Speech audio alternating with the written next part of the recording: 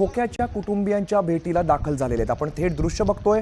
सुरेश धस सध्या खोक्याच्या कुटुंबियांच्या भेटीला दाखल झाले। आपण बघितलं होतं एकंदर घटनाक्रम जो झालेला आहे। खोक्याचं जे घर आहे ते वन विभागाने आणि पोलिसांनी जमीनदोस्त केलं होतं आणि त्यानंतर अज्ञातांनी त्याचं जे काही साहित्य आहे ते जाळण्याचा प्रयत्न केला होता, जाळलं होतं। त्यानंतर सुरेश धस आता खोक्याच्या कुटुंबियांच्या भेटीला आलेले आहेत। खोक्या सध्या पोलिसांच्या ताब्यामध्ये आहे, त्याची चौकशी सुरू आहे। दरम्यान सुरेश धस खोक्याच्या कुटुंबियांच्या भेटीसाठी दाखल झालेत। ही एक्सक्लुझिव्ह दृश्य आपण न्यूज 18 लोकमतवरती पाहतोय। थेट दृश्य खोक्याच्या कुटुंबियांच्या भेटीसाठी आता सुरेश धस दाखल झालेले आहेत। खोक्याचं जे ग्लास हाऊस होतं ते पाडण्यात आलेलं होतं। त्यानंतर या कारवाईनंतर अज्ञातांनी जे त्याचं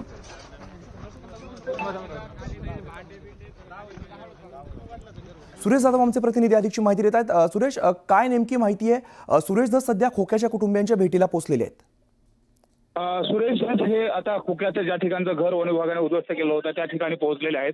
विशेष म्हणजे या अगोदर जर आपण बघितलं तर खोक्या हा माझा कार्यकर्ता आहे असं देखील त्यांनी कबूल केलेलं होतं आणि त्यानंतर जे वन विभागाने कारवाई केली आणि कारवाई केल्यानंतर या ठिकाणी महत्वाचं म्हणजे काही धारपोळीची देखील घटना घडली होती। महाराष्ट्र त्याच कुटुंबाची आता सुरेश धस भेट घेत आहेत।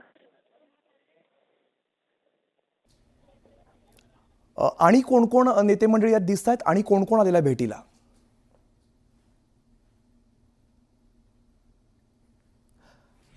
सुरेश, आणि कोण दिसतं या ठिकाणी? नेमकं कोणाकोणाची यात भेट होतीये? तर आपण पुन्हा एकदा जी दृश्य बघतो त्यामध्ये सुरेश धस सध्या खोक्याच्या कुटुंबियांच्या भेटीला आलेले आपल्याला बघायला मिळत आहेत। माध्यमांची सुद्धा मोठी गर्दी या ठिकाणी बघायला मिळते। खोक्याचं जे ग्लास हाऊस आहे ते पोलिसांनी कारवाई करत पाडलेलं होतं।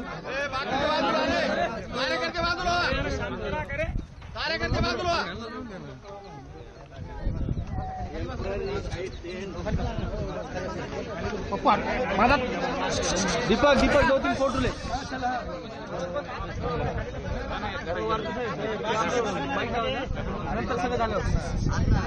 कोणी माझ्या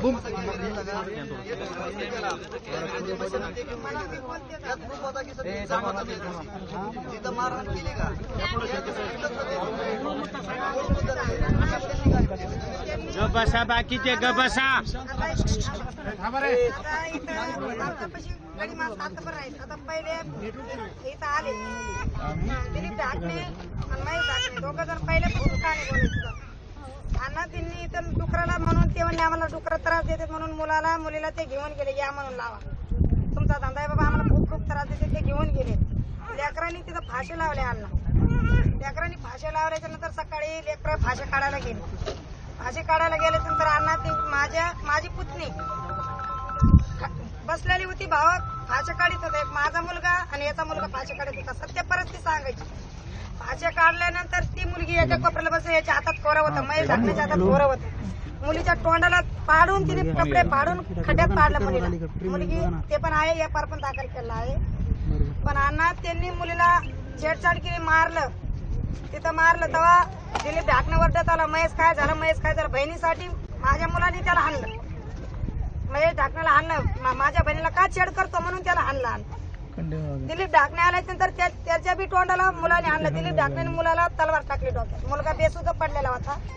तिथून मुलाला पण पडला, मार लागला, दिलीप ढाकण्याला पण तोंडाला मुलाने मारलेलं आहे, हे सत्यता आहे। आणि जे घटना झाली त्यानंतर आम्हाला इथं घरी असताना मुलांचा फोन आला की मारून टाकला, आम्हाला बी मारलं। आम्ही आई मुलगी आडायला लागली, आई भावाला पण तलवार टाकली, मला असा महेश ढाकणे मला मारित होता, मला धरून पाडलं, आई भावाने त्याला पण मारलं। अण्णा इथून आम्ही सगळेजण धावत पळत गेलो, सगळे धावत पळत गेल्याच्या नंतर सतीश पण आला तिथं। गावाले बावीच्या लोकांनी बी खरंच सांगावं, गावातल्या लोकांनी सतीश आल्याच्या नंतर आमच्या मुलीकडे सुद्धा बघितलं नाही, पण पहिला ढाकण्या कंपनीला उचलून त्याच्या गाडीत टाकून ढाकण्याच्या दवाखान्यात आम्ही फिरत दाखल करायच्या नंतर सतीश तिथं आला, म्हणलं गावाल्यावर दाखल केस करायची नाही, काय नाही तुमचं तुम्ही शांत बसा, आम्हाला हाकलून आणला। साहेबांनी पण घेतली त्यांची पण आम्हाला हाकलून आणलं आणि ते काय म्हणलं गावाल्यावर केस अजिबात नाही करायचे असे विजेते घालायचे काम करायचे. अण्णा हे सत्य गावाल्याने पण सांगा सगळ्या गावाल्यांना सगळ्यांनी हे सत्यच परिस्थिती आहे अण्णा. घरचा आता गुन्हा आमचा बी झाला त्यांचा बी झाला व्यापार झालेले आहेत ते सत्यच आहे पण घर पाळण्याचं आम्हाला 20-25 जण रात येऊन मुलींना मारायचं अण्णा. हे बघा हे लेकरं कसे करून टाकले ती पोरगी कात्री लाल आहे. त्या बाईच्या डोक्यावर त्या पोरीला जे नाही ते केले सर पत्का मारल्या कोंबड्या मारल्या कड मारले त्या गाईचा चारा जाळला गाईला पण मारला अण्णा. देवा बिवा सगळे फोटो तुमचे पण होते शिवाजी महाराजांचे फोटो घरात होते त्यांनी सगळे जाळून टाकले. राशन कार्ड नाही ठेवले जातीचं नाही ठेवलं आमचं काहीच आधार कार्ड काही proof त्यांनी ठेवलेलं नाही सगळं जाळून टाकलं. एकटीच आमची विनंती आहे शासनाने आमच्या घरादार 20-25 लेकरांना उन्हाच्या आता लेकरं उन्हात मरते म्हणून लोकांच्या घरी पाठले आले बारके लेकरं जे आहेत. आता आम्ही ते सुद्धा लेकरं आणले नाही बघा लोक 20-25 लेकरं तिला 4-5 मला 5-6 हिला 4-5-6 आमचे असे लेकरं आहेत बारके. हे बघा आता आम्ही काय तहसील आहे टाकी आहे एवढे लोक आहेत त्यांचे घर नाही पाडले आम्हाला राजकारणाचे असं म्हणून आम्हाला काही पाडायचे एवढं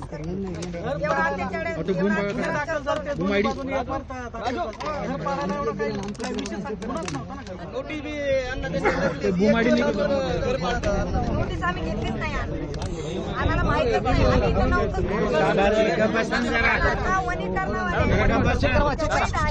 वैदाकून वागरी आणि ते काय गाजा आहे काय आहे ते आम्हाला काही माहिती नाही. तर खोक्याच्या कुटुंबियांच्या भेटीसाठी